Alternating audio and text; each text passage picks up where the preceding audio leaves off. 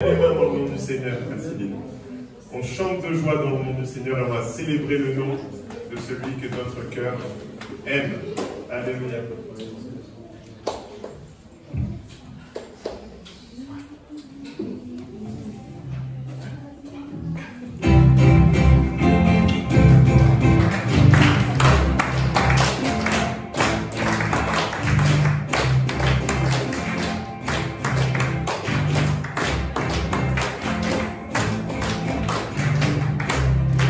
Je me réjouis dans le nom du Seigneur.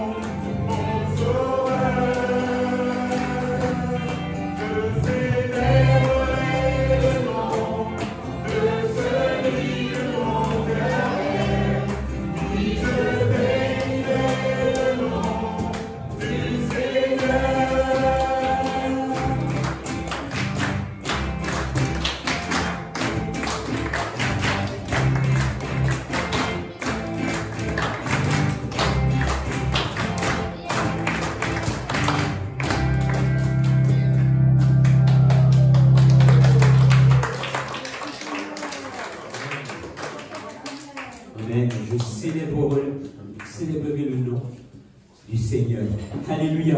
Je vais lire, vous pouvez vous asseoir, je vais lire quelques versets dans 2 Corinthiens 5. Alors, c'est une journée un petit peu spéciale parce que nous allons avoir des baptêmes. Alors bien sûr, pas dans ce lieu parce qu'on n'a pas de baptistère, mais les baptêmes se dérouleront chez une sœur qui nous accueille. Elle a un grand jardin avec une piscine et nous aurons la joie d'avoir 2 baptêmes. Voilà, donc nous nous réjouissons de cela. Quelle joie dans le ciel. Amen. Lorsque des personnes rencontrent le Seigneur, c'est le plus grand des miracles. Un cœur changé, une vie transformée. Alors, nous nous réjouissons déjà à l'avance. Et je voudrais lire avec vous donc à partir du verset 17, dans 2 Corinthiens 5. Ainsi, celui qui est uni au Christ est une nouvelle créature. Amen. Est-ce que nous le croyons? Qui c'est qui est uni au Christ? Amen.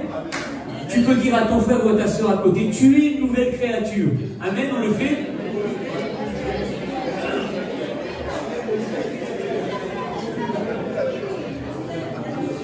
Tu es une nouvelle créature. Waouh! Mais c'est formidable ça! Une nouvelle créature. Et pas n'importe laquelle. Tu es une nouvelle créature, tu es une enfant ou un enfant de Dieu. Et tu es amené à ressembler à Christ. Waouh, quel programme, quelle vie à laquelle le Seigneur nous a appelés. Ce qui est ancien a disparu. Amen. Est-ce qu'on peut dire à son frère ou sa soeur, ce qui est ancien a disparu?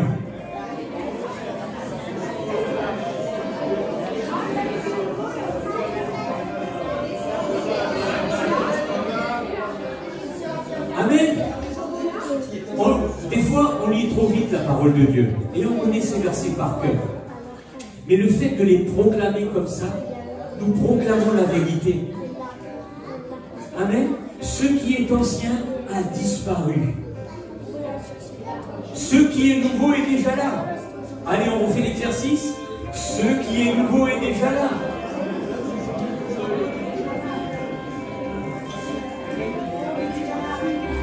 Alléluia. Tout cela, c'est l'œuvre de Dieu qui nous a réconciliés avec lui par le Christ et qui nous a confié le ministère de la réconciliation. Amen. Qui c'est qui cherchait un ministère? Alain, tu cherchais un ministère? Qui c'est qui cherchait un ministère? Des fois, on se pose la question, Seigneur, quel est mon don? À juste titre, c'est important. C'est à quoi tu m'appelles, Seigneur? Mais déjà, tu es appelé à ce ministère de la réconciliation. Et quel ministère, quoi? Quel ministère? Parce que lui-même, Jésus, il est entré dans ce ministère de la réconciliation. Il a passé sa vie sur cette terre à réconcilier les hommes avec Dieu le Père. Amen. Tout cela est l'œuvre de Dieu qui nous a réconciliés avec lui par le Christ et qui nous a confié le ministère de la réconciliation. En effet, Dieu était en Christ, réconciliant les hommes avec lui-même, sans tenir compte de leurs fautes. Et il a fait de nous les dépositaires du message de la réconciliation. Nous faisons donc fonction d'ambassadeurs au nom du Christ, comme si Dieu adressait par nous cette invitation aux hommes. C'est au nom du Christ que nous vous en supplions, soyez réconciliés avec Dieu. Celui qui était innocent de tout péché, Dieu l'a condamné comme un pécheur à notre place, pour que dans l'union avec le Christ, nous soyons justes aux yeux de Dieu.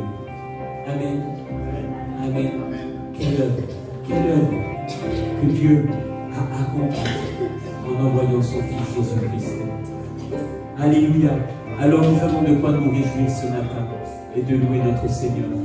Alors louons-le de tout notre cœur. Merci. Merci à l'équipe de louange et à la technique. Que nous puissions vivre cette belle louange à la gloire de Dieu.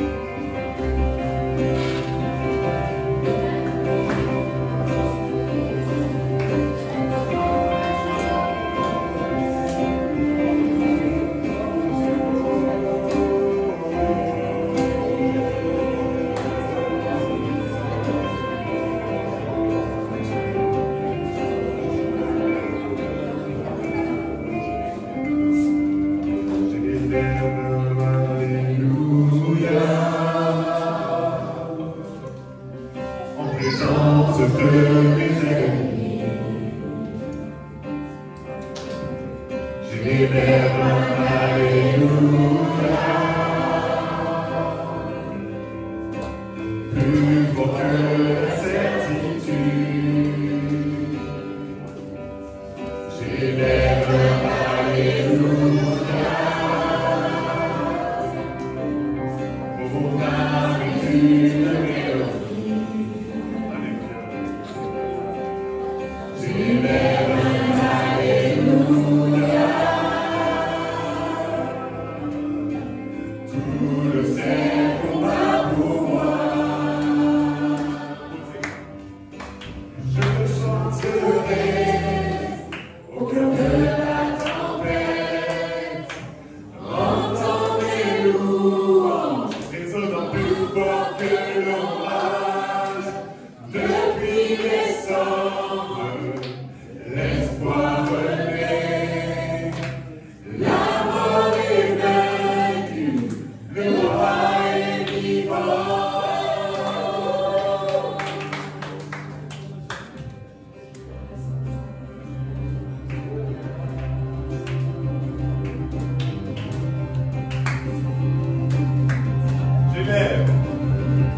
J'élève un Alléluia, mon maître qui me chante. J'élève un Alléluia, les ténèbres disparaîtront. J'élève un Alléluia, quand je marcherai dans la nuit.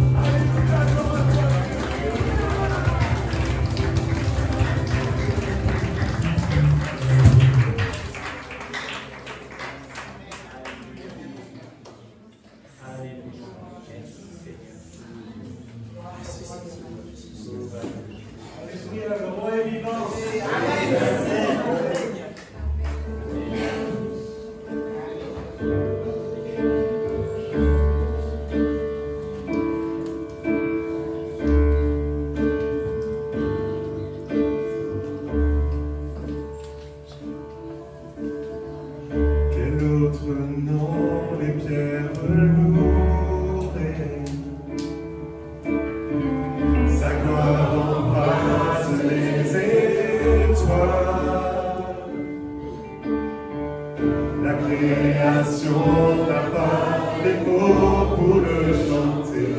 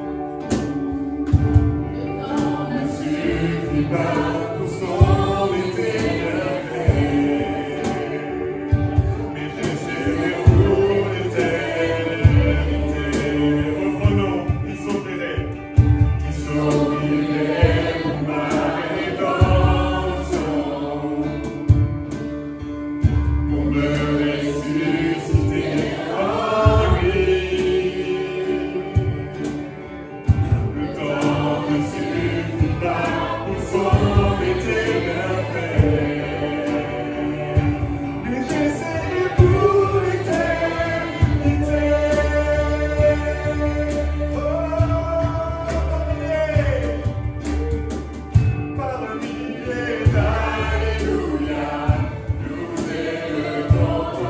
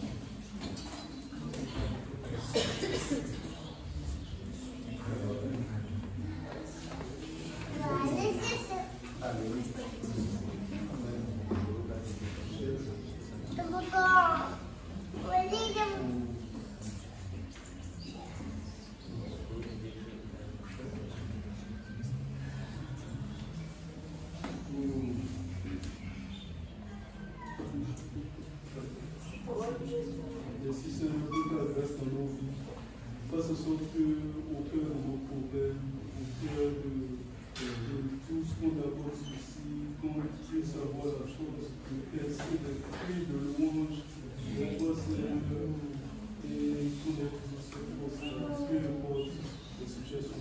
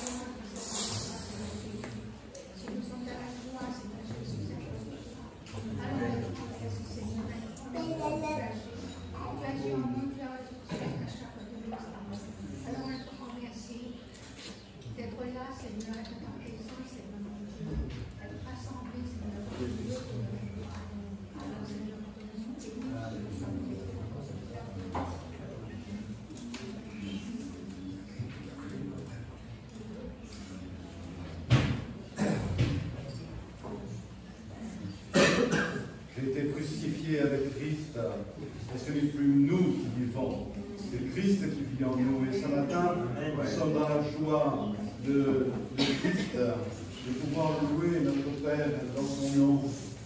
Seigneur, que ton nom soit sanctifié, Seigneur, que ton règne vienne. Oui, Seigneur, à toi revient toute la gloire, pour ta gloire. Merci, Papa. Dans le nom de Jésus. Amen. Amen. Alléluia.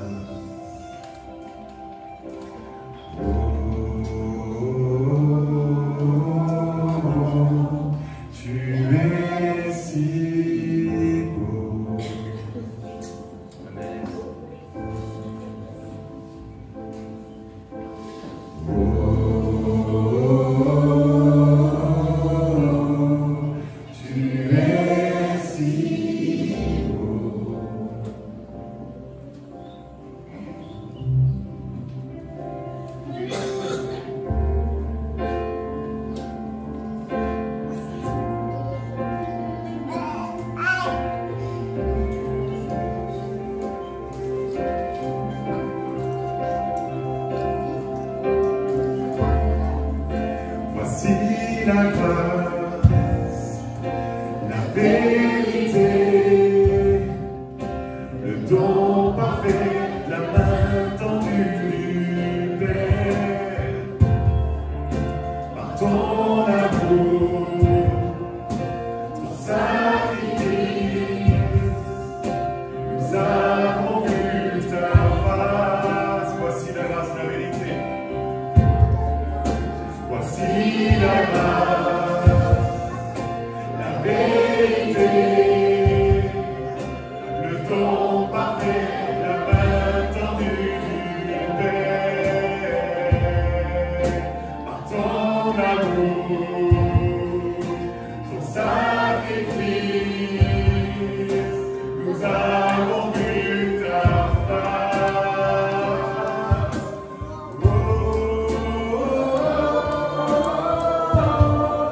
tu es si beau.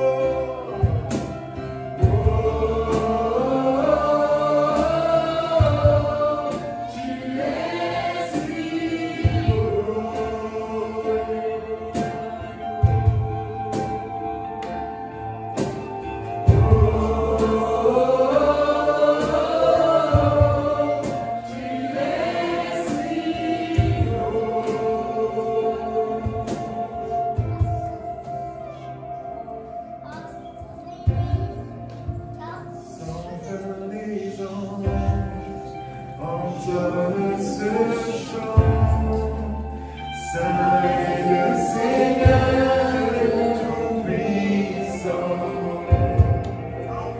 émerveillés, nous nous prosternons, à jamais nous chanterons ta beauté sans fin des temps. Entonne ce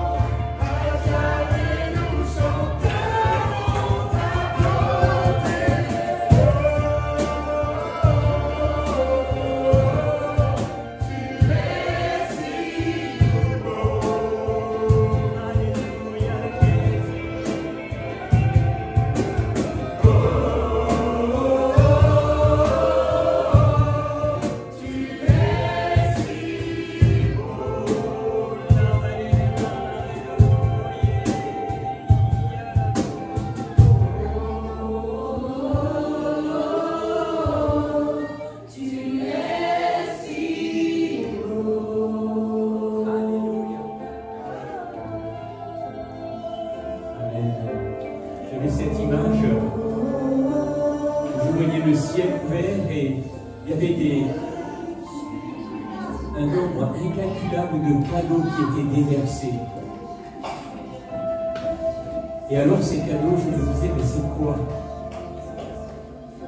J'avais cette pensée que ce sont les dons que l'Esprit répand.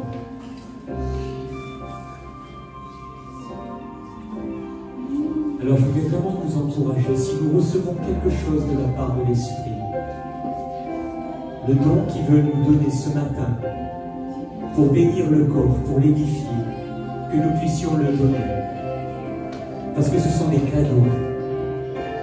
Parce que le Père veut parler, veut agir, veut déverser son amour encore ce matin au milieu de nous. Alors si tu as reçu quelque chose, je voudrais t'encourager à le partager ce matin.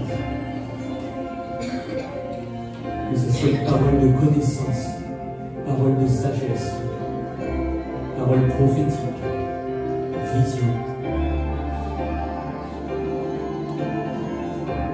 Alléluia.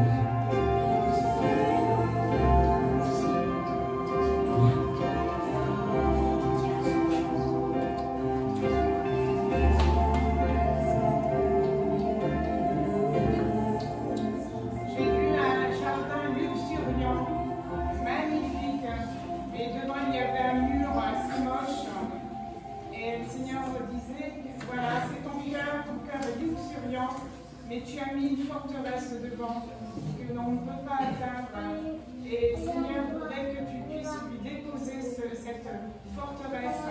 Il veut t'aider à tomber ces murs et que nous puissions et qu'il puisse voir ce cœur extraordinaire, luxuriant. Laisse-toi faire. Dépose les armes. Amen. Moi, je vois l'image d'une Bible ouverte à plat. Il y a le vent qui vient du ciel, qui souffle sur les pages. Et je le vois comme une liaison entre le ciel et la terre, et le Saint-Esprit qui souffle sur nous quand on le loue, et qui donne vie à la parole qui est dans le cœur. Amen. Amen. Merci Seigneur. Alléluia. Et je crois que le Seigneur veut nous amener dans une nouvelle dimension de sa révélation au travers de sa parole, par le souffle de son esprit. Alléluia. L'esprit qui est le meilleur interprète de la parole. Alléluia. Merci Seigneur pour ton souffle. Je prie que chacun d'entre nous puisse expérimenter ce souffle de ton esprit, ce souffle qui se répand sur ta parole, qui illumine les yeux de notre cœur, illumine nos pensées pour recevoir la révélation que tu veux donner à ton peuple. Alléluia.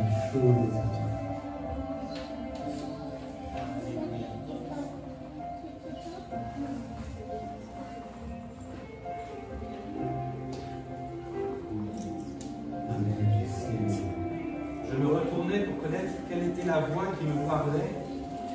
Et après m'être retourné, je vis 7 chandeliers d'or.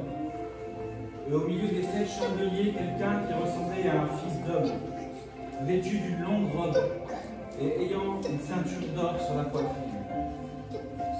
Sa tête et ses cheveux étaient blancs comme de la laine blanche, comme de la neige. Ses yeux étaient comme des flammes de feu. Ses pieds étaient semblables à de l'airain ardent, comme s'il lui était embrasé dans une fournaise. Et sa voix était comme le bruit de grandes eaux. Il avait dans sa main droite 7 étoiles. De sa bouche sortait une épée aiguë à 2 tranchants. Et son visage était comme le soleil lorsqu'il brille dans sa force. Quand je le vis, je tombais à ses pieds comme mort. Il posa sur moi sa main droite en disant « Ne crains point, je suis le premier et le dernier et le vivant. J'étais mort et voici je suis vivant au siècle des siècles. Je tiens les clés de la mort et du séjour des morts. »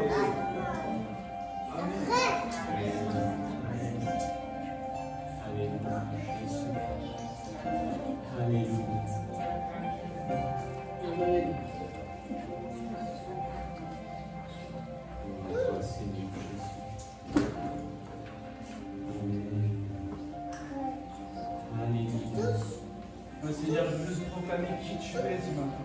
Amen. Tu es tout puissant. C'est toi le tout puissant. Amen. Tout pouvoir t'a été donné dans le ciel et sur la terre. Amen. Alléluia. Seigneur, de quoi aurions-nous peur? Tu es avec nous. De qui aurions-nous peur? Tu es avec nous. Amen. Seigneur, même quand nous sommes faibles, Seigneur, toi, tu es fort. Même quand nous sommes infidèles, tu es fidèle, tu demeures fidèle. Amen. Tu ne changes pas. Il n'y a chez toi aucune ombre de variation. Tu es ce rocher solide sur lequel on s'appuie, Seigneur. Amen. Tu es cet ami à qui on se confie, ce Père à qui on se confie. Seigneur, que toute la gloire te soit donnée. Tu mérites toute la gloire et le gloire.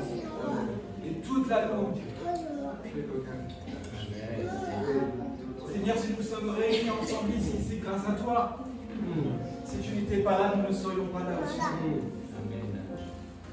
C'est toi qui nous réunis, Seigneur. C'est toi notre vie, Seigneur. Tu es le sujet de nos pensées, le sujet de nos actions, Seigneur. Tu es le pourquoi de nos actions. Le sens, Seigneur, de notre vie. L'espérance que tu donnes est une espérance vivante. Amen. Qui ne décevra pas. Qui ne décevra pas.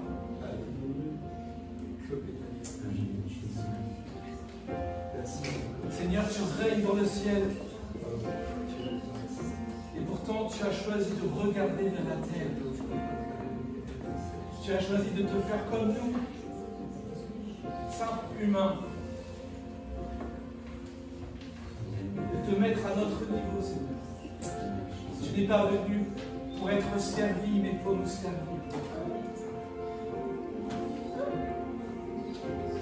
Tu es allé jusqu'à la mort. Tu as obéi jusqu'à la mort de la croix.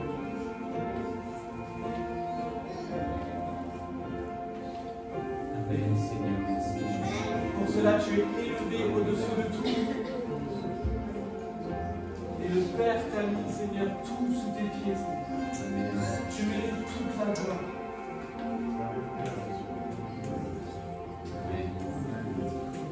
Amen, merci Seigneur. Amen, il est le Tout-Puissant, il règne, il est assis à la droite du Père. Il est souverain. Jésus. J'avais la vision de plus de diamants, et ces diamants étaient si nombreux qu'ils formaient un rideau de diamants. Et j'avais l'odeur aussi divine qui venait enivrer, nous enivrer de la présence et de la puissance du Saint-Esprit. Laissez-vous enivrer par sa présence, parce qu'il veut libérer à travers cette église. Amen. Alléluia.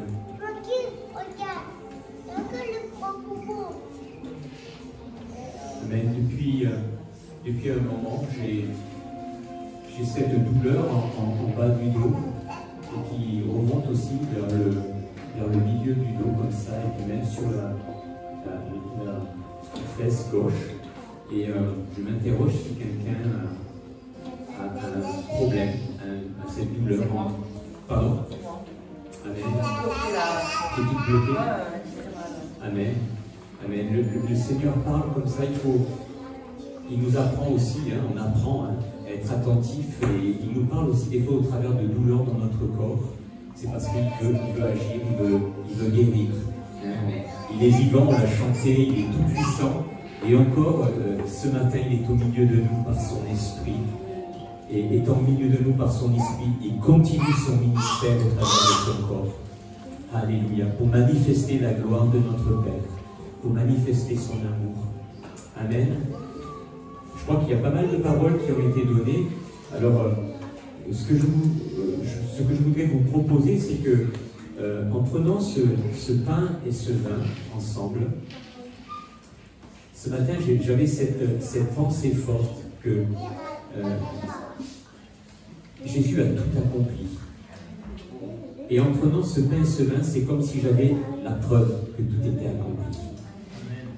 Et c'est comme si le Seigneur me disait, c'est fait. C'est fait. Tu as été pardonné, c'est fait. À la croix, par mes meurtrissures, tu as été guéri, c'est fait. Et j'avais cette pensée de prendre le pain et le vin avec cette foi-là. Que lorsque nous prenons le pain et le vin, eh bien nous disons, Seigneur, merci, c'est fait. Amen. Et je m'attends, c'est vraiment mon espérance, je m'attends à ce qu'il se passe des choses à ce moment-là. Je m'attends à ce que Priscilla soit guérie de ce blocage au niveau du dos, qui a très mal. Amen. Des fois, il n'y a pas besoin forcément d'intervenir ou quoi, mais j'aime quand on est spectateur de l'œuvre de Dieu. Parfois, il nous demande d'intervenir. Il nous dit quelque chose, fais ceci, fais cela. Et des fois, il veut montrer sa gloire. Alors, nous allons prendre le pain et le vin.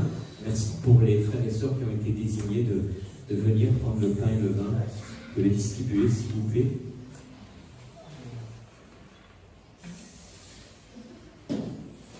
Je voudrais relire simplement ce verset dans 2 Corinthiens 5. Nous l'avons lu précédemment tout à l'heure. Et je voudrais le relire. Celui qui était innocent de tout péché. Celui qui était innocent de tout péché, Dieu l'a condamné comme un pécheur à notre place. Jésus a pris notre place. À notre place. Pour que, dans l'union avec le Christ, nous soyons justes aux yeux de Dieu. Amen. Amen. Il a pris notre place. Alors, je voudrais inviter tous ceux qui ont donné leur vie au Seigneur, tous ceux qui ont cru à l'œuvre que Jésus a accomplie à la croix, ce pardon pour chacun d'entre nous. Tous ceux qui croient que Jésus est mort et ressuscité et assis à la droite du Père. Alors je voudrais inviter ces personnes-là à prendre le pain et le vin. Et peut-être ce matin, si tu es là pour la première fois et que tu entends ce message-là, peut-être tu as envie aussi de dire, je veux connaître ce Dieu vivant. Je veux me réconcilier avec le Père. Alors oui, j'accepte, Seigneur, l'œuvre que tu as accomplie à la croix, et je te demande pardon pour la vie que j'ai passée sans toi. Vous pouvez faire cette prière-là. Et si vous le faites, je vous demanderai à la fin de venir me voir, et puis comme ça, on pourra peut-être aller plus loin et vous accompagner. Voilà. Donc nous allons prendre le pain et le vin.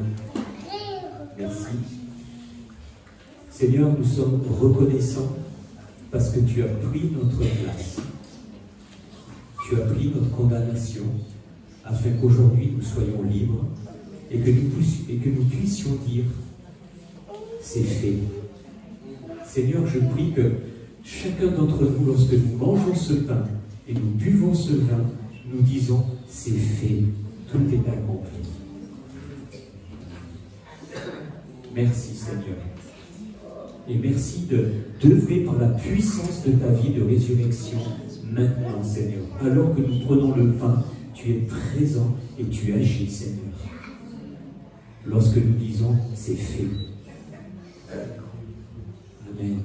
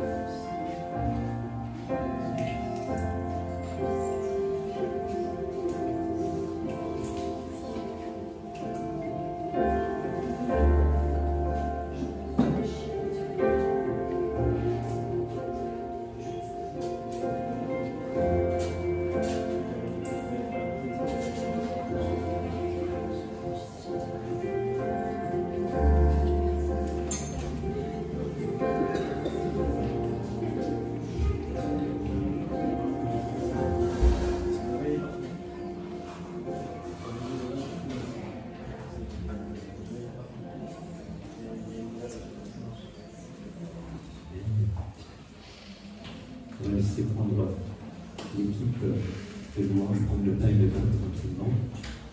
Merci beaucoup l'équipe de louange de nous avoir conduits dans ce moment, dans ces temps de louange.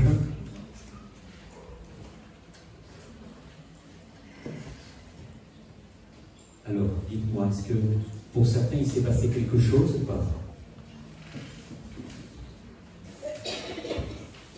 C'est toujours bon de demander qu'est-ce qui s'est passé. Parce que notre Dieu agit et nous avons besoin d'être encouragés dans notre foi. Donc s'il s'est passé quelque chose, s'il vous plaît, manifestez-vous pour que nous puissions vraiment rendre gloire à notre Dieu. Amen. Donc les informations concernant la vie de notre Église pour cette semaine, je passe aux annonces maintenant. Donc les groupes de vie ont cessé à Saint-Hilaire et à Alès. Il démarre cette semaine, il y a un groupe de vie d'été, voilà, qui va démarrer donc le jeudi soir, ici dans ce lieu, à partir de 19h. Voilà. Donc tout ça pour garder le lien, la communion fraternelle et s'encourager, s'édifier mutuellement. Voilà. Jusqu'au 20 juillet, le café Au Cœur à Cœur fonctionne. Il est ouvert donc le mercredi, le jeudi, le vendredi. Je vous rappelle les horaires de 14h à 19h. Et du 10 au 20 juillet, nous avons une exposition avec donc Marie-Pierre Bayot, voilà, qui va exposer. Il y a de la peinture et puis il y a aussi des statues. Et il y aura un atelier modelage aussi. Voilà, l'atelier modelage sera le 16 de 14h à 18h. Voilà, donc il faut s'inscrire, l'inscription. Je laisserai la fiche tout à l'heure sur la table et comme ça vous pourrez voir. Il y a une inscription et le coût est de 25 € parce que bien sûr elle amène du matériel et ça a toujours un coût. Voilà, donc ça sera du 10 au 20 juillet. Voilà, comme je l'ai dit, après le culte, après la célébration, nous allons nous rendre sur le lieu où se dérouleront les baptêmes. Voilà, si vous n'avez pas de moyens de locomotion, c'est pas grave, on trouvera pour s'arranger, pour faire de la place dans les voitures et que chacun puisse vivre vraiment, qu'on puisse vivre ce temps ensemble en famille. Voilà, nous pique-niquerons là-bas sur place et puis nous aurons les baptêmes après avec bien sûr témoignages et puis tant de louanges encore et puis tant de prières pour bénir nos sœurs qui vont se faire baptiser. Voilà, il me semble que j'ai rien dit. En attendant que je n'ai rien oublié, j'ai dit beaucoup de choses. Mais de toute façon, les annonces vous seront envoyées en début de semaine par mail. Voilà. En attendant que Xavier s'installe, je fais passer la boîte pour que nous puissions apporter aussi notre offrande et exprimer au travers de notre offrande aussi notre reconnaissance à notre Dieu de pouvoir participer à son œuvre. Voilà. Merci Xavier pour le message que nous voulons recevoir vraiment de la part du Seigneur.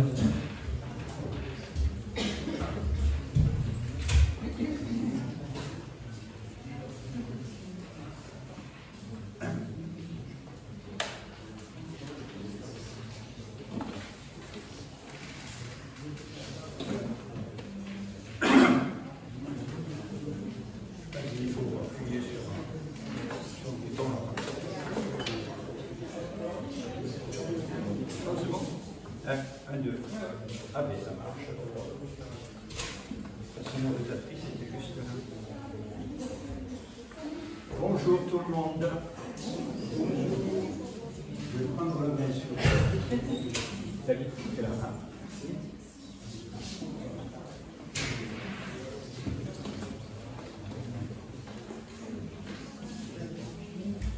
Et voilà. Ouh, tout qui marche.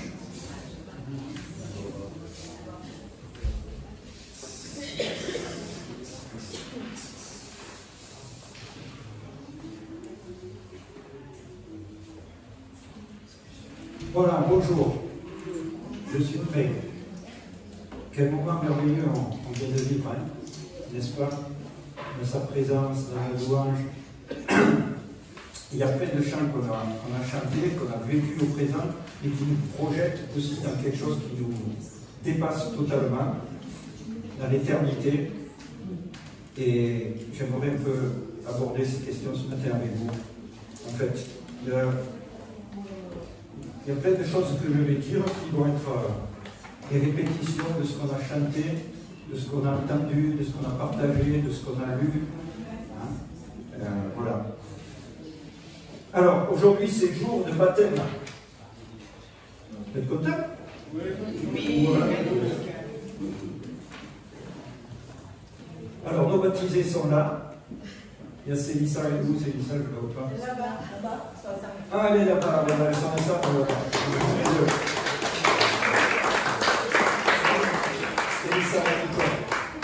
C'est dur des fois, le jour du baptême, hein, il y a quelques jours avant, des fois, il y a des combats. Hein.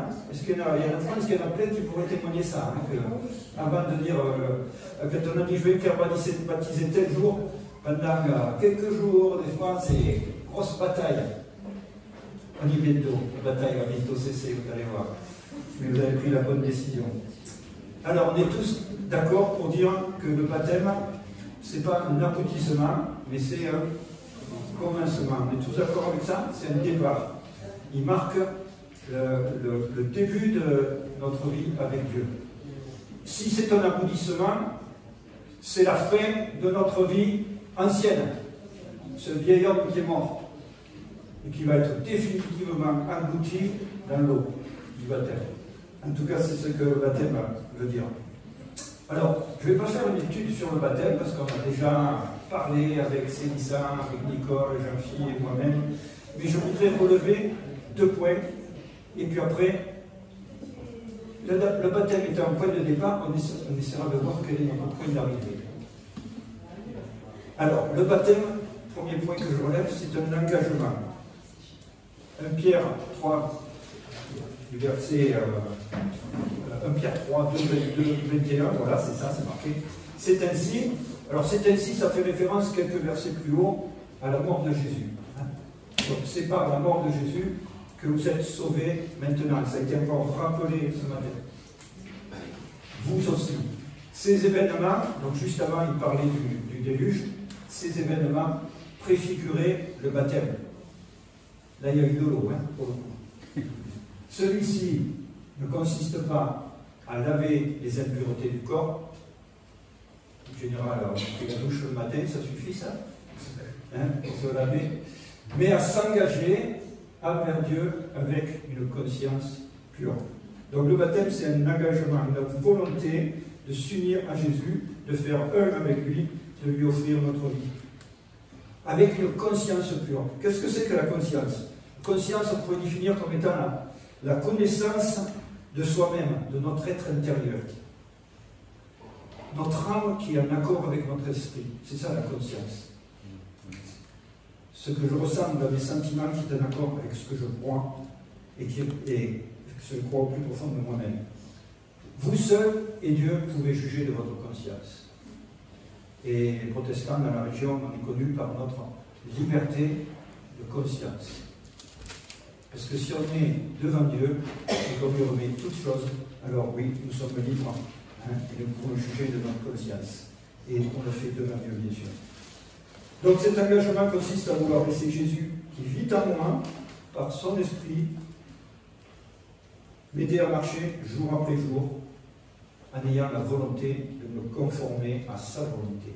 Voilà, l'engagement c'est ça. Je m'engage, Seigneur, dans ma volonté à marcher selon ta volonté. Et les deux sont d'accord. Tous mes péchés, tous passés, ont été pardonnés. Tous.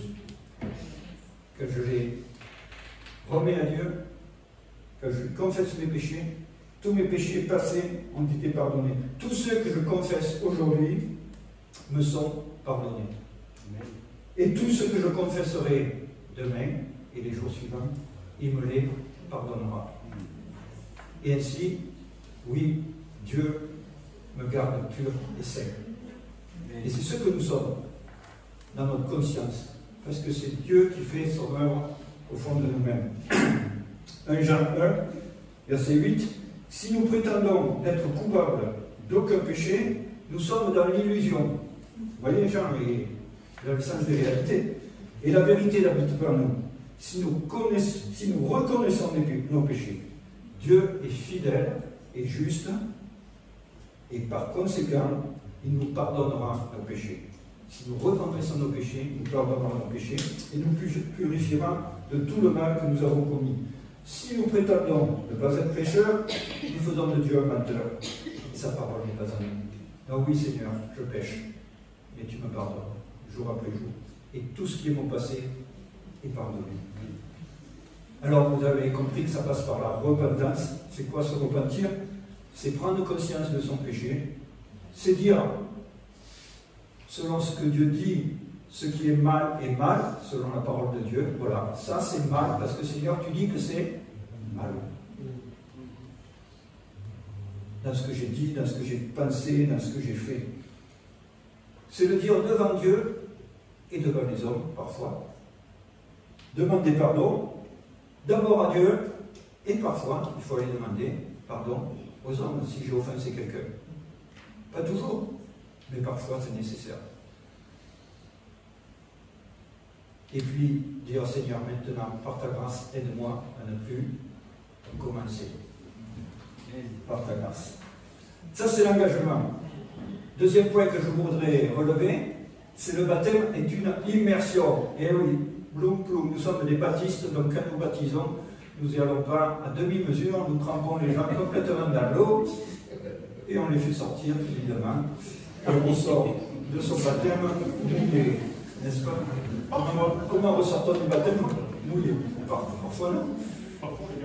Ah non, les garde-fous, parfois. Alexis a vécu une mauvaise aventure. Peut-être que ça, on s'est dit ça dure longtemps, alors. Non, non, vous inquiétez pas, hein, on sortira tout de suite. Mais on vous contrôlera complètement. Donc baptiser, en fait, ça signifie immerger, plonger dans. Voilà ce que c'est baptiser. C'est vraiment immerger, c'est le mot. Colossiens 2, Colossiens 2, verset 12. Vous avez été ensevelis avec Christ par le baptême. Amen. C'est aussi dans l'union avec lui que vous êtes ressuscité. Et oui, quand on vous sortira, c'est l'image de la mort et de la résurrection. Par la foi en la puissance de Dieu qui l'a ressuscité des morts. Donc le baptême, c'est un acte symbolique que l'on fait devant témoin et qui montre que l'on s'identifie à la mort de Jésus, plonge dans l'eau et que l'on ressort uni avec lui, à lui pour une vie nouvelle. La résurrection, une vie de résurrection. Je vais lire encore Romains 6. Ne savez-vous pas que nous, qui avons été baptisés pour Jésus-Christ, c'est en relation avec sa mort que nous avons été baptisés. Nous avons donc été ensevelis avec lui par le baptême, en relation avec sa mort. Vous voyez, on meurt en Christ et on ressuscite en Christ. Hein? Afin que, comme Christ a été ressuscité par la puissance glorieuse du Père, nous aussi, nous menions une vie nouvelle. Car si nous avons été unis à lui par une mort semblable à la sienne, nous le serons aussi par une résurrection semblable à la sienne. Amen. Comprenons donc que l'homme que nous étions autrefois a été crucifié avec Christ. Waouh, il est mort celui-là. Crucifié avec Christ. Afin que le péché, dans ce qui a fait sa force, soit réduit à l'impuissance. Cet homme pécheur que j'étais, quand je me suis fait baptiser, quand j'ai cru que je me suis fait baptiser, il est mort. Et la puissance du péché, le péché a perdu sa puissance sur moi. Mais, parce qu'avant j'étais vendu au péché, esclave du péché, j'appartenais au péché. Et Jésus m'en a délivré. Car celui qui est mort a été déclaré juste, il n'a plus à répondre du péché. Waouh! Rendez compte ce qu'on vient de dire? Celui qui est mort avec Christ est juste, il n'a plus à répondre du péché. Or, puisque nous sommes morts avec Christ, nous croyons que nous vivrons aussi avec lui. Car nous savons que Christ ressuscité ne meurt plus. La mort n'a plus de pouvoir sur lui. Il est mort, et c'est pour le péché qu'il est mort une fois pour toutes, mais à présent il est vivant et il vit pour Dieu. Ainsi, vous aussi, chers frères et sœurs, considérez-vous comme mort pour le péché. C'est pas Xavier qui le dit, c'est la Bible. Considérez-vous comme mort pour le péché et comme vivant pour Dieu dans l'union avec Jésus-Christ. Waouh! Quelle histoire, quelle aventure, quel changement, quel bouleversement. Comme c'est glorieux. Donc le baptême concrétise devant les autres ce que l'on a vécu dans notre cœur. Le baptême symbolise, comme je le disais, et concrétise notre départ dans la vie chrétienne, notre mort à notre vie ancienne, à l'être que nous étions avant, et notre résurrection avec Jésus pour une vie de résurrection. Alors maintenant, c'est où qu'on va?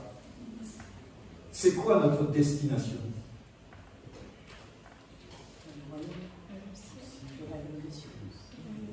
Le royaume de Dieu. Le royaume de Dieu. D'autres réponses? L'éternité, le ciel.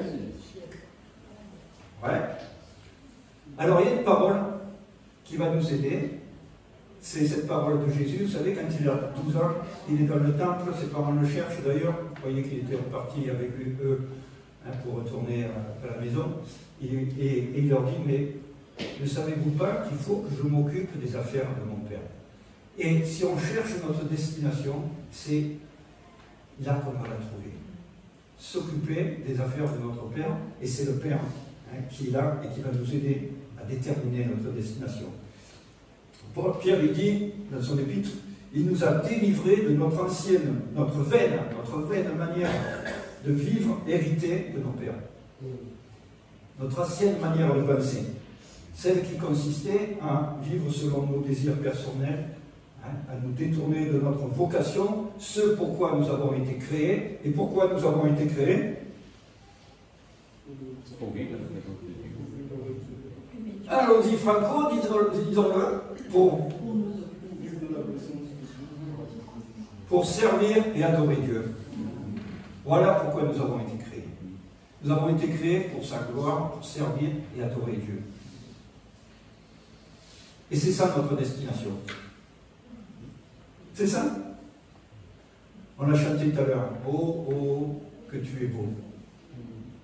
Vous savez, Jésus va revenir. Et ça sera merveilleux. Il va revenir pour quoi faire? Pour juger le monde et pour chercher son épouse. Et son épouse, c'est qui, selon la Bible? C'est l'Église, c'est tous les chrétiens. Et nous n'allons pas simplement assister à un spectacle. Nous allons être dans le spectacle, parce que Jésus va revenir. Et quand oh, oh, que tu es beau, c'est ce Jésus glorieux qui vient chercher son Église. C'est ça notre destination.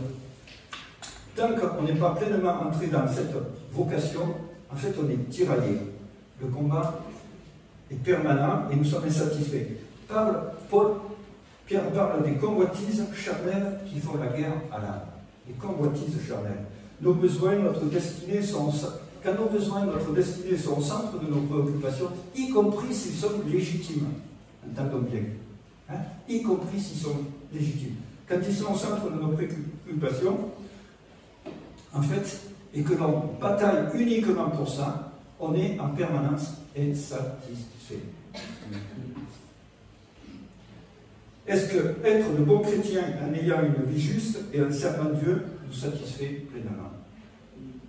Je dirais non. Pas pleinement. Suis-je pleinement satisfait de ma vie? Même si je dis quand même, vous savez, c'est pas mal, t'es un beau chrétien, tu te débrouilles bien, tu es investi dans l'église, etc. Non, c'est pas ça qui me satisfait pleinement. Ce qui me satisfait pleinement, c'est tout à l'heure, quand nous étions ensemble à adorer le Seigneur. Oh, que tu es beau. Ça satisfait pleinement tout mon être. Tout mon être. Quel est le centre autour duquel j'organise ma vie? Quel est le but ultime vers lequel je vais? Notre satisfaction se trouve dans l'abandon total à Dieu pour lui. En nous décentrant de nos problèmes, qui sont réels, je ne minimise pas, qui peuvent être terribles. Et il y a des gens parfois qui vivent des choses terribles, et vous allez les voir, ils sont chrétiens, et ils vous réconfortent. Vous partez, ça m'est arrivé d'aller voir des gens qui sont en phase terminale de cancer, qui vont mourir quelques jours après, et vous repartez, mais c'est eux qui vous ont donné. Parce qu'ils ne sont pas centrés sur leur maladie, ils sont centrés sur Dieu. dans l'adoration, tout le cœur tourné vers lui. Centrons-nous sur le dessein de Dieu et ses préoccupations à lui. Si nous ne sommes pas centrés sur le dessein fondamental de Dieu, notre préoccupation et notre service risquent d'avoir comme centre l'homme au lieu de Dieu. Comme arrière-plan, la rédemption et le royaume, annoncer le royaume, proclamer le royaume, au lieu de l'ultime satisfaction de Dieu, sa gloire, la gloire et l'honneur couronnant son succès final. Ayons le bon point de départ, celui autour duquel toute notre vie gravite. La repentance, j'en ai parlé tout à l'heure, par rapport à ce que nous avons fait, ce que nous faisons, ce que nous disons, ce que nous pensons. La repentance, c'est pas simplement se détourner du péché, c'est aussi changer complètement notre manière de penser. Les Anglais, ils disent « change your mind ». Change le disque dur. Change your mind. Vivre totalement pour ce qui est l'intention suprême de Dieu. Voilà à quoi il faut que nous consacrions notre vie. Quel est le point de départ Quel est le point de départ qui résout toute l'énigme de la vie et nous donne notre raison d'être? C'est le Père. Amen. C'est lui le Père, le point de départ. La personne même du Père.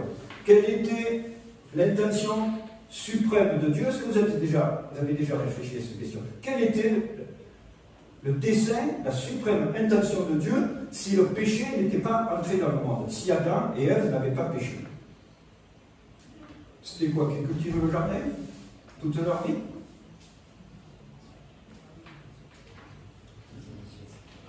Quelle est cette intention suprême? Que voulait réaliser Dieu avant la chute? Il voulait nous faire participer à sa gloire. Ouais, participant à sa gloire. Je le dirais en 3 mots. Fonder une famille. Et j'en rajoute 2, 3, dans son Fils. C'est ça la volonté suprême de Dieu. Paul, il a parlé dans Éphésiens 1. Et il prend comme référence le Père, vous allez voir. Béni soit le Dieu et Père de notre Seigneur Jésus-Christ, qui nous a bénis de toute bénédiction spirituelle dans les lieux célestes dans le Christ. Je passe sur plein de choses, j'insiste que sur ce qui m'intéresse par rapport à mon propos maintenant. En lui, en Jésus, il nous a choisis, il nous a élus avant la fondation du monde. Voilà, nous avons été élus avant la fondation du monde. Le point de départ, ce n'est pas la création. Il y a quelque chose avant. Nous avons été élus avant la fondation du monde pour que nous soyons saints et sans défaut devant lui dans son amour. Avant même toute chose. Il nous a destinés d'avance par Jésus-Christ à l'adoption finale. Destinés à l'adoption finale. Augustin, qui était destiné à être adopté par Dieu en Jésus. Chacun de nous peut le dire. Amen. Pour lui, selon sa volonté bienveillante, afin de célébrer la gloire de sa grâce. Afin de célébrer la gloire de sa grâce. On pourrait dire presque, il y a le mobile principal, c'est ça, ce que je vous ai dit. Et puis il y a le mobile secondaire, c'est la grâce. Parce que tout est par grâce, tout est dans la grâce. Et il faut que j'apprenne à fonctionner totalement dans la grâce, dont il nous a comblé en son Fils bien-aimé. Verset 7, en lui nous avons la rédemption par son sang, le pardon des fautes selon la richesse de sa grâce, qu'il nous a octroyé abondamment, en toute sagesse intelligente. Il nous a fait connaître le mystère de sa volonté. Donc s'il nous l'a fait connaître, c'est plus un mystère, n'est-ce pas? Le projet bienveillant qu'il s'était proposé en lui. Voilà. Tout prend sa source en Dieu. Il se propose un projet. Quel est ce projet? Pour le réaliser quand les temps seraient à accomplir, réunir tout dans le Christ. Voilà la volonté suprême de Dieu, l'intention suprême. Réunir tout dans le Christ, ce qui est dans les cieux et ce qui est sur la terre. Alors le mot réunir, il veut dire condenser, résumer, récapituler. Allez, tout ce qui a pu exister, tout ce qui existera, tout va être, je ne sais pas comment vous l'expliquer, mais tout va être. En Jésus trouvera son sens, son aboutissement en Jésus. En lui, nous avons reçu aussi notre part d'héritage, nous qui avons été destinés d'avance, on l'a vu, selon le projet de celui qui opère en tout selon les décisions de sa volonté, nous avons été destinés à célébrer sa gloire, nous qui d'avance avons mis notre espérance dans le Christ. Voilà. Donc on pourrait résumer, célébrer le Fils éternel, la gloire de sa grâce, dans lequel il fonde une famille de fils et de filles que nous sommes. Amen. Donc le salut, la sanctification, la conformité à l'image de Christ, la construction de l'Église, l'établissement du royaume, tous ces éléments ne sont que des moyens, des méthodes, des voyages dans lesquels Dieu nous invite à marcher pour nous amener dans le dessein de Dieu.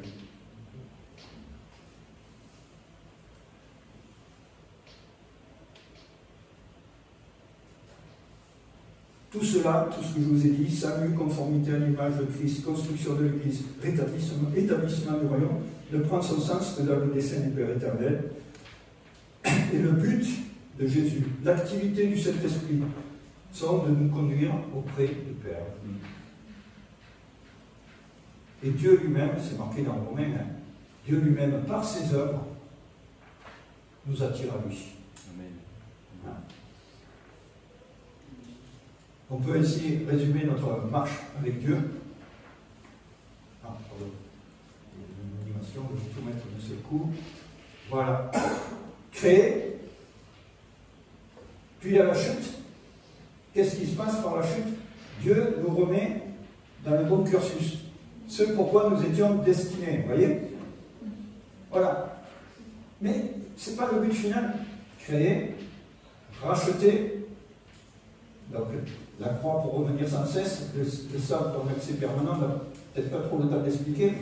Racheter, rétablir, devenir des fils et des filles. Restaurer pour entrer dans notre héritage, c'est le royaume. Mais le but final, c'est pour être en lui et de régner avec lui. Nous régnerons avec lui. Est-ce que tu peux dire, je régnerai avec Jésus? Je régnerai avec Jésus. Si tu n'oses pas le dire, essaye de le dire. Et que tes oreilles l'entendent. Parce que c'est une réalité. Parce que si je suis en Christ, je régnerai avec lui. Sinon, c'est que je ne suis pas en Christ.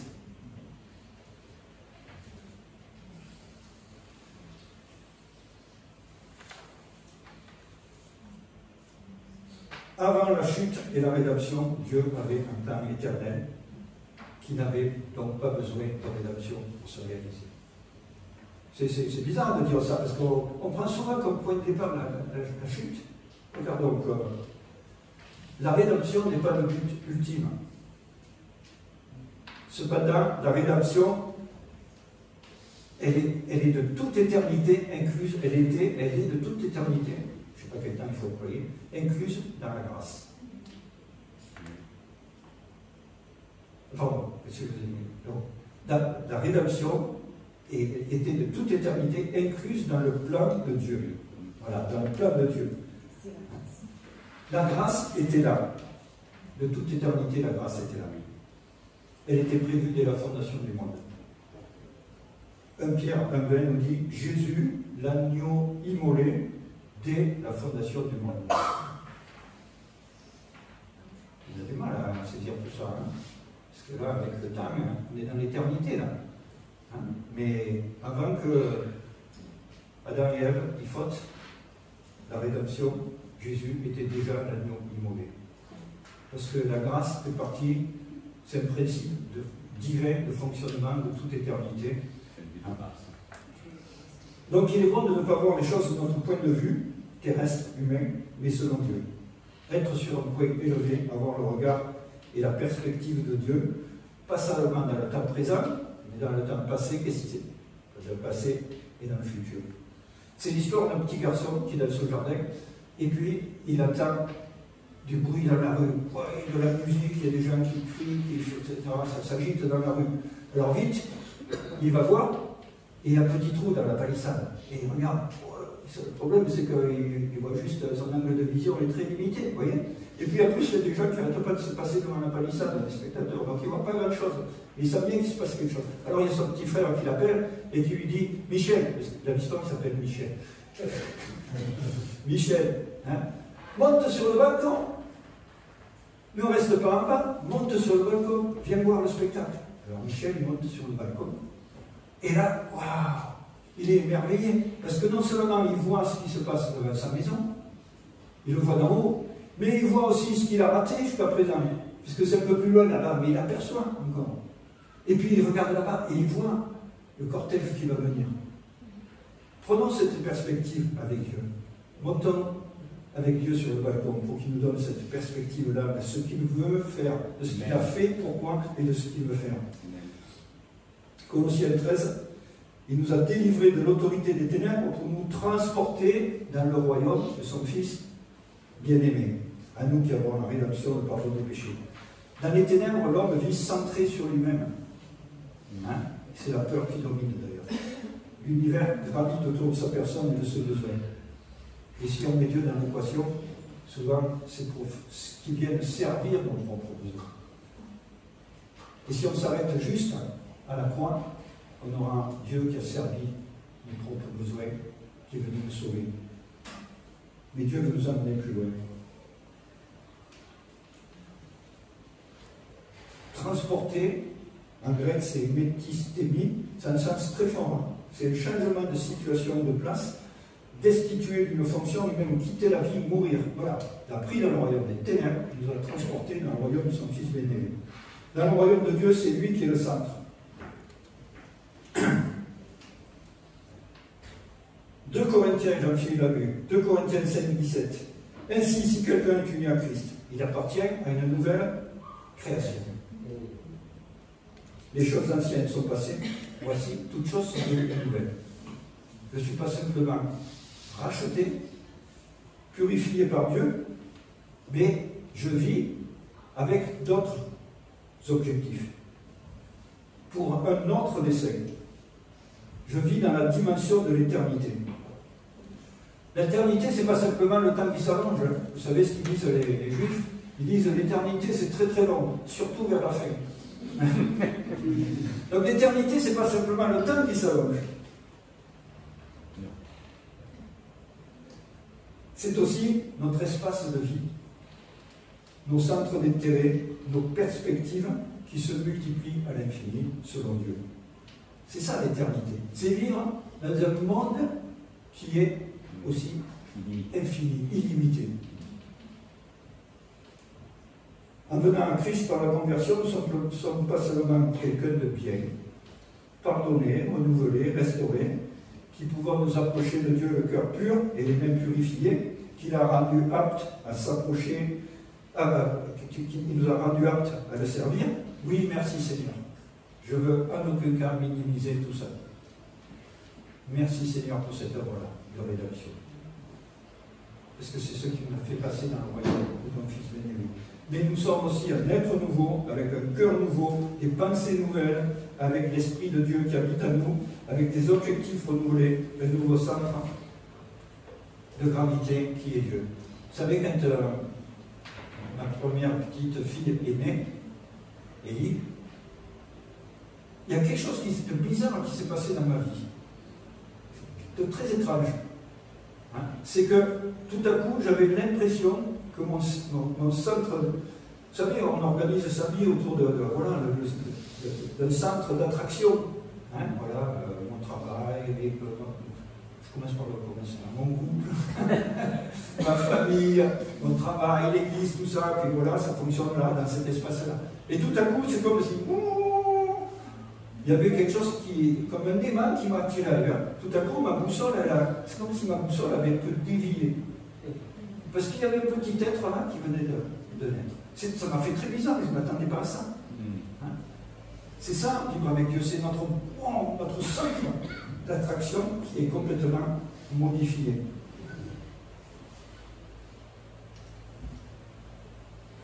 Romains 12, je vous recommande donc, frères et sœurs, à cause de cette immense bonté de Dieu, à lui offrir vos corps comme un sacrifice vivant, sain et agréable qui plaise à Dieu, ce qui sera de votre part un culte raisonnable. Amen. Il nous a délivrés de notre vaine manière de vivre, j'en ai parlé, hérité de nos pères.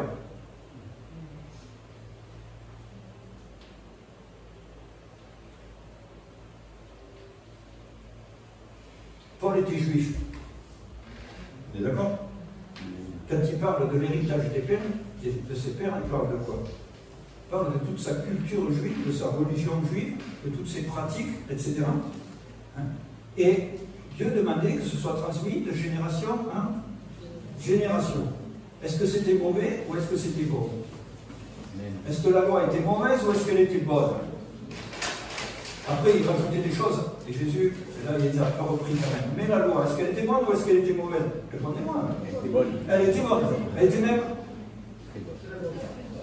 parfaite, la loi. Parfaite pourquoi? Pour les amener à avoir besoin d'un Messie. Pour les amener à Jésus. Mais la loi était parfaite. C'est l'homme qui n'arrive pas à l'accomplir. Et c'était bien le but de la loi. Donc, Paul, il parle de cette, Pierre il parle de cette vaine manière de vivre héritée de nos pères. Nous avons hérité de plein de choses de nos parents. On est conscient. Et Pierre il dit, il nous a délivrés de ça. Qui va nous donner une nouvelle manière de vivre? Où est-ce que je vais trouver ma nouvelle manière de vivre? Dans mon Père. C'est mon Père qui définit qui je suis, mon identité fondamentale. Dès le début et pour la fin. C'est le Père qui nous donne la révélation de son dessein dans le Fils. Ce dessein, il le révèle à ses enfants, à ses fils et à ses filles. Ce dessein, il le révèle à ses enfants, à ses fils et à ses filles. Que nous sommes dans le Fils éternel, évidemment. Alors, est-ce que notre prière, ça pourrait être: il faut que je m'occupe des affaires de mon Père. Papa, montre-moi tes affaires. Amen. Le salut, je termine, le salut à Jésus nous amène au-delà du rétablissement devant Dieu, au-delà de la restauration dont nous avons tant besoin, au-delà de notre engagement à le servir pour le royaume. Tout cela est très bon, mais n'est pas le but ultime. Le salut nous amène à participer à sa gloire dans le couronnement de son Fils. Voilà ma raison ultime de vivre. Ce qui donne le vrai sens de toute ma vie chrétienne, ce pourquoi j'ai été créé. Alors bien sûr, ça se concrétise par des engagements et des actes très concrets dans la vie de tous les jours. Mais ceux-ci prendront pleinement leur véritable sens et seront eux-mêmes rémunérateurs de nos vies que si on les inscrit dans la perspective du dessein de Dieu. Vous connaissez l'histoire de ce gars qui va visiter le chantier de construction de cathédrale. C'est connu cette histoire.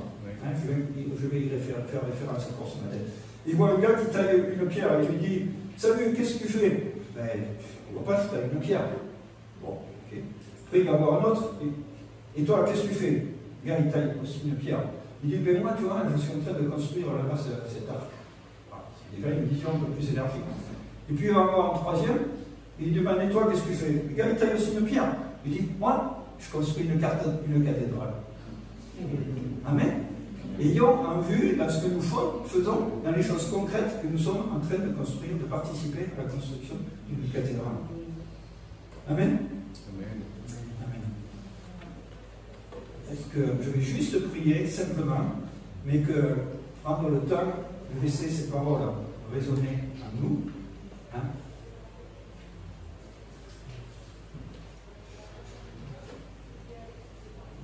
Seigneur, il faut que je m'occupe des affaires de mon Père. Est-ce qu'on peut fermer les yeux si vous voulez. Enfin, voilà. Mettre simplement en prière comme ça.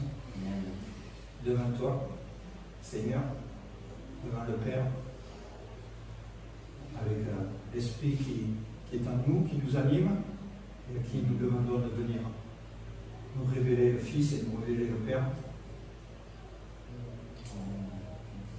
Seigneur, je dis, montre-moi tes affaires, Seigneur. Montre-moi qui tu es. En voyant qui tu es, je saurai qui je suis, Seigneur. Et en voyant qui tu es, je saurai qui je suis. Et tu vas aussi, parce que je suis ton fils, je suis ta fille,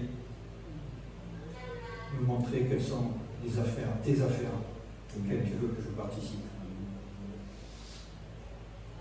Amen. Merci beaucoup. Merci Xavier.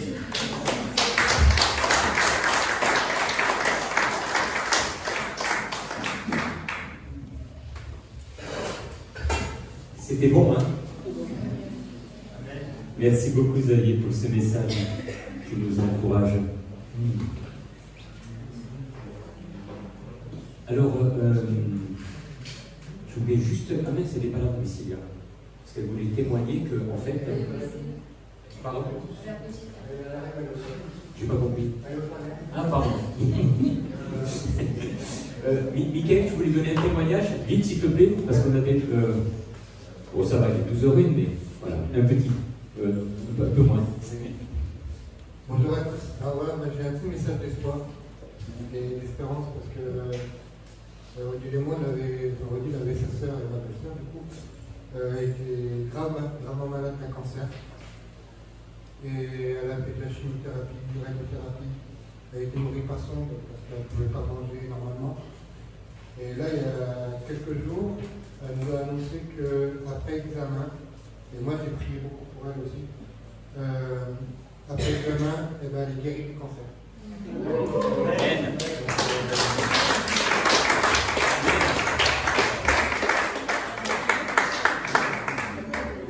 Merci.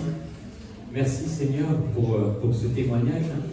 Et vous savez qu'un témoignage c'est important, alors vous l'avez entendu, gardez-le, parce que ce que Dieu a fait, il peut le refaire.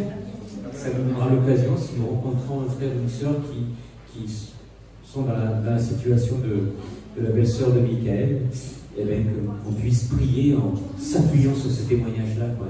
Amen. Voilà, donc, bon, Priscilla n'est toujours pas là, c'est pas grave. Vous lui demanderez, mais en fait, elle a dit qu'elle était complètement débloquée de son dos et qu'elle avait des douleurs du bas du dos qui montaient jusqu'au niveau de la nuque ici. Et ce matin, elle est un peu coincée. Elle est complètement débloquée. Voilà. C'est le Père qui nous fait participer à sa gloire. Toute la gloire est pour notre Père, quoi. Voilà. Donc, je vous souhaite à chacun et à chacune une bonne semaine. Et n'oubliez surtout pas que Jésus, il est tous les jours avec nous. Et son désir, c'est quoi? C'est de nous faire connaître le Père. Amen. Donc, régalons-nous avec Jésus à découvrir toujours plus notre Père tout au long de cette semaine. Soyez bénis, bonne semaine à chacun, et nous nous retrouvons pour les baptêmes aussi, un petit baptême. L'adresse, je l'ai pas. Pour l'adresse, pour les baptêmes, c'est 69 rue des Astries. À l'entrée, c'est au rond-point de la Luquette, avant d'arriver à Saint-Christol. Au rond-point de la Luquette, de suite, la deuxième à gauche. Voilà. 69 rue des Astries. Là où il y a Family Food. Non.